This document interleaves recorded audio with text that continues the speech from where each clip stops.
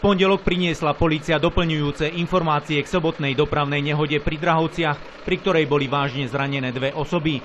Podľa hovorkyne krajského riaditeľstva policajného zboru v Trnave vodičovi namerali v krvi 1,7 promile alkoholu, pričom mu bol v minulosti uložený zákaz viesť motorové vozidla až do novembra 2018. Vyšetrovateľ 29-ročného Juraja z Piešťan zadržal a obvinil z prečinu ublíženia na zdraví, marenia výkonu úradného rozhodnutia a ohrozenia pod vplyvom návykovej látky. V prípade uznania viny hrozí vodičovi trest odňatia slobody na 1 až 5 rokov. Vodič je v tejto chvíli hospitalizovaný v nemocnici.